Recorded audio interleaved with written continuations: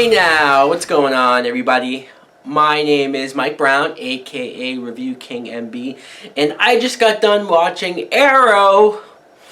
You could tell I very much enjoyed this episode. This is Season 4, Episode 3, entitled Restoration, which is a perfect name of the episode. We see at the very beginning, Arrow, Diggle, and Felicity out on the mission just like the old days. The OGs, as Felicity called them. And you know what, she's right. It was pretty nice to have one episode where we did see the original crew, the original team, back together. And sure, it didn't start off all too well. Diggle clearly has his issues still with Oliver. Again, for good reason, but I also understood Oliver when he came to a point where he said, I can only apologize so many times, I can only wait around for so long for him to forgive me. There's not much more I can do. There's even a point where Oliver goes out on his own to stop what he thought was a bank robbery, but it wasn't, so he almost got hurt. And then Diggle went off on his own to follow up on a lead for somebody who he knows is behind the murder of his brother, and he almost got killed. So this isn't working out. The moment when Felicity sits them down in the Arrow Cave, which I think that's what they call it, but that's what I call it, and she sits them down and she yells at them. Like, I've never really heard Felicity be this serious, this stern, mean this much business. I loved it. She told them, she's like, you're fucking up, basically. I mean, I'm not quoting, but she said, like, you two are being reckless, you're being irresponsible, you're hurting the team, you're hurting the group, you're gonna hurt yourselves by not trusting each other. So you're gonna sit here until you work out your differences. Do we have an understanding? I loved how she said that. She didn't back down. Even Oliver looked at her like, yeah, okay, calm down. I'm telling you, when a woman's pissed off, she will get her way. Even Felicity is no different. And I liked seeing them again. They talked about it. They came to an understanding.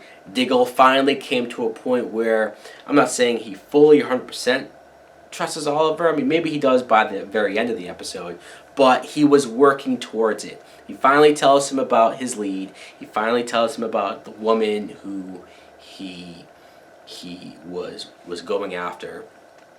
And then that's when Oliver says that she's also connected to this man that was trying to kill Oliver. So it's all connected. And I thought that, too, was very interesting. Let's talk about this metahuman, which I liked. I liked that obviously the metahumans are from the Flash TV show, but it's very interesting to see Arrow have metahumans. You know, a show that started off so dark, so serious, so in the real world where nobody had superpowers, right? That was its motto. It was going the Dark Knight route where there was no weird, crazy, too comic booky stuff going on. Flash ahead to Season 4 now, and not only are you dealing with the Lazarus Pit, but you have a metahuman who has tattoos of cards on his body, which he uses to somehow take off of the tattoo and throw them at people. He was like a cross between Gambit and, if anybody remembers that shitty Elektra movie, one of the villains in that film had tattoos that he had like animals tattooed on his body, and the animals would like come out of him and attack people. So yeah, I mean, sure, maybe not the greatest example of somebody to remind me of, but still, okay, there you go. He was working for Damien Dark, so again, this is all connected to Damien Dark. And even the fact that he killed the woman who put the hit out on Diggle's brother, so it's like, well, fuck, there goes that. I was very surprised when he just killed her, because I thought she was going to lead off to something big for Diggle. And the moment when the card man, I'm just going to call him, I think they had a name for him, what was it, Double Down, I think they called him. Well, he went after Felicity directly after her, and Curtis was there with her. I loved the moment. This might have been my second favorite moment of the episode, where they're running away from him. They go to the secret elevator, and she kicks double down, and Curtis is like, when did you get to be such a badass? And she's like, always. And so, of course, now Curtis knows that she's working with the Arrow. He saw the Arrow cave. He knows that it's in the building. But he doesn't know that Oliver's the Arrow. So there's that. But still, it's like, wow, this guy is getting to know a whole lot of stuff before really a lot of other people found out certain things. But we'll see what happens with that.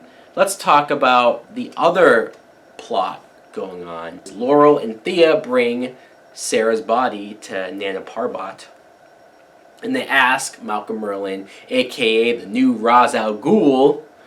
It's funny that like people are calling Malcolm Ra's al Ghul. It's very weird, but it's very cool to see Malcolm as this character, this high important character, and you see Nessa al Ghul there. Them sparring was very interesting. Of course, Malcolm turns it down. Even Nessa is completely against this, and I liked her reasoning for it, because you can't sit there and go like, well, if you can bring Sarah back, why haven't anybody tried to bring her back? Even Nessa, you would think Nessa would be one of the first to try to bring her back. But she said not only could somebody come back different from the pit, but the way Sarah died, it was too definitive of a death for it to be too easy to bring her back, or at least bring her back as the person that she was. So it was very risky, but I guess Thea was able to almost guilt trip Malcolm into doing it, because Malcolm, I guess, knew that there's no cure to this whole what the pit does to you, what Thea was hoping to get answers for. He told her about this guy up into the mountains who could help her, and I gotta admit, when he was telling her this, I went like, that kind of sounds like bullshit. Not that I thought he was lying, I just thought, like, the writing on the show was bullshit. Like, are you really gonna come up with this whole, like, man on the mountain bullshit? That there's this other thing? I was actually happy when he revealed that that wasn't true, and he just said that, and he sent in those two guys for Thea to kill to help subside her need to kill, her bloodlust. And that's going to be an interesting quality for Thea, something for her to go through, the fact that she's going to have this constant need to kill, and if she does kill, it can go away temporarily, but who knows if she can fight that. But let's talk about my favorite part of the episode. They do indeed bring Sarah Lance back. Seeing her rotting corpse go into the pit, and her jump out, and Katie Lotz is indeed back. I know she was very wild, like she wasn't herself.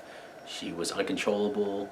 By the very end, she's chained up, and she's not even like talking. She looks angry at Laurel. You don't really know exactly what's going on with her until the previews, of course. But I'm glad to have Katie Lotz back. And I can't wait to see what happens now. In the previews, it talks about how she doesn't have her soul anymore. So that could be interesting. And you have Lance finding out. And not only that, now I guess it makes perfect sense why and how John Constantine gets brought in. Because if we're talking about lost souls, well, who better to bring in for that job? And then by the very end, you see Nessa destroys the pit, so the pit's no more. Which makes sense, because you can't really have a show like this where characters are dying, or you can't have the audience be afraid for our characters to die with a pit like that existing. Our first thought is going to be like, well, put them in the pit. So now that's done. That's gone. That's out of the equation.